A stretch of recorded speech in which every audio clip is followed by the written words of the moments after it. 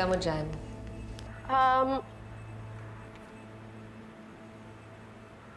Mukhang okay naman na sila ate. Mukhang magkasundo naman na. Really? Well, that's good to know. Sana magtuloy-tuloy.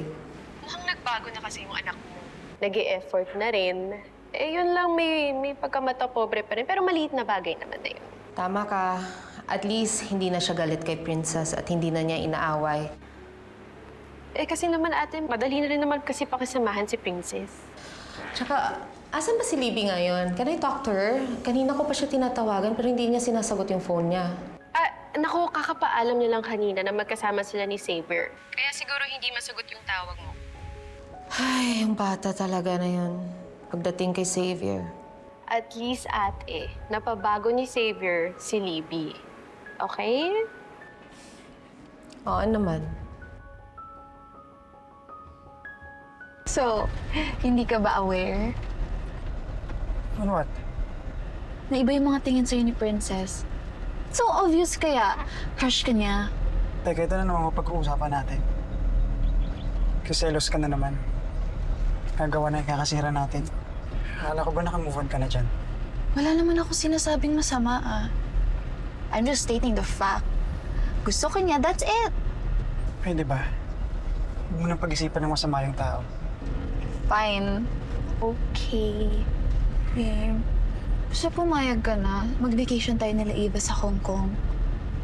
Short trip lang naman eh. Sige, pag-iisipan ko.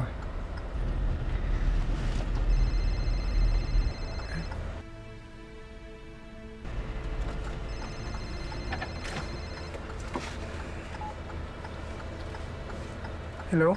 Hello, Xavier. Anak ka ni Lailani, di ba? Sino to? Binigay niya sa akin ang number mo. Kailangan mo dalawin ang nanay mo. May nangyari masama sa kanya. Ano nangyari sa kanya? Hindi ako pwede magtagal. Dinala siya sa hospital. Kaya baka hindi mo na maabot ang buhay. Dalihan mo na. Hello? Hello? Xavier, bakit? Ano yun? May kailangan ako punta ng emergency. Saan? Basta mamaya ko na sa ipapaliwanag, ibababa na kita sa inyo. Hindi, sasama ako. Emergency yan. Kailangan ka nila dun.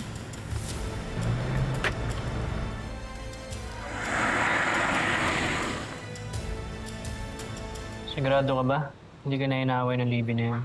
Di na nga. Tsaka mabait na siya sa akin. Alam mo, laking tulong din nung kinausap siya ni Xavier. Ah, yung mayabang na yun pala ang dahilan.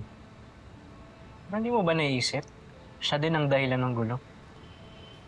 Ba't ba ang init ng dugo mo dun sa tao? Mukha namang mabait si Xavier eh. Akala mo lang mayabang siya sa una, pero pag nakilala mo siya, hindi naman. So, kilala mo na siya. Close na kayo? Sarcastic naman ito. Siyempre, sinasabi ko lang yun na obserbahan ko sa kanya. Tsaka, alam mo, parang may nakikita akong kalungkutan na tinatago ng tao. Oh, wow. Ang galing mo pala. Paano mo nasabi? Xavier, okay ka lang? May pupi ako. Hindi ako pwede makita ng dugo. Ba't ka nakatingin sa akin? Ayaw kasi tinan yung dugo, kaya sa'yo ko nakatingin. May nakikita akong lungkot sa mga mata niya.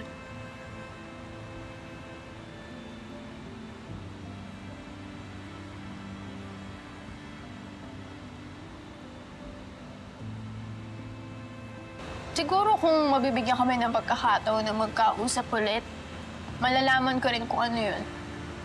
Kung ako sa'yo, huwag mo nang alamin. Baka awayin ka na naman ng Libby na yun. Curious lang naman ako dun sa tao. Yun lang.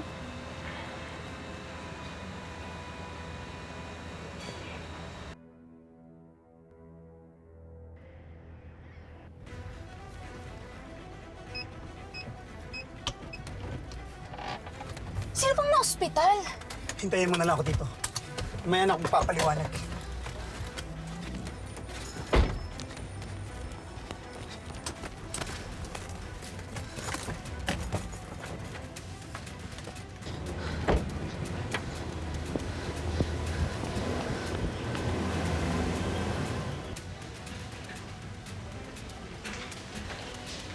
Sir, sino po sila? Kamag-anak.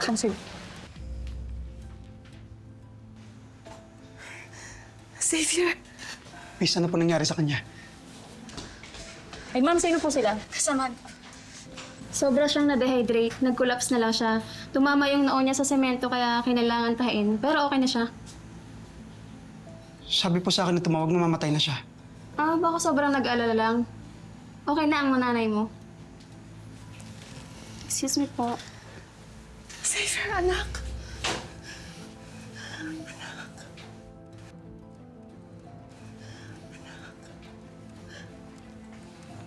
Ang laki-laki mo na.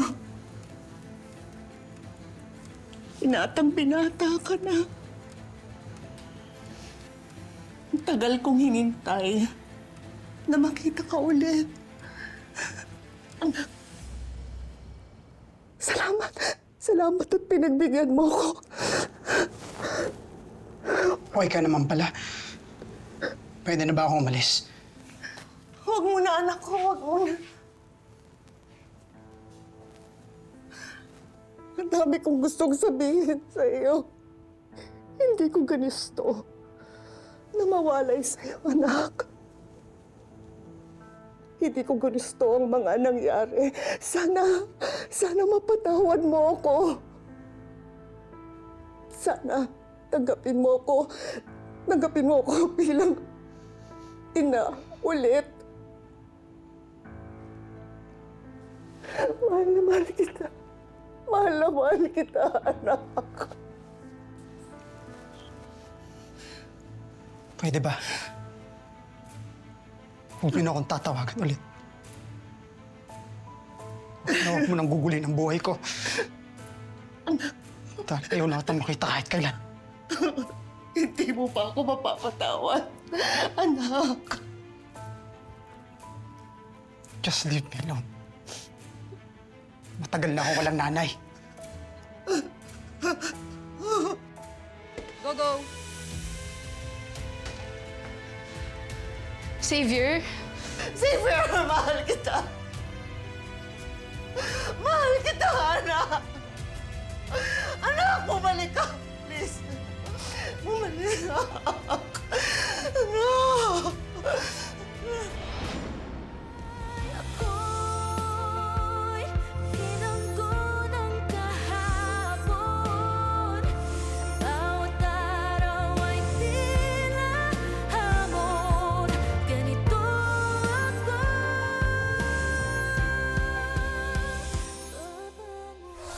I need you to go back to the shop. Kunin mo yung bag na ipepresent ko kay Miss Verdadero. Nasa labas na kasi ako eh. Nandito na yung mga damit na i-deliver namin. E di iwan mo lang saglit. Princess! What have you done?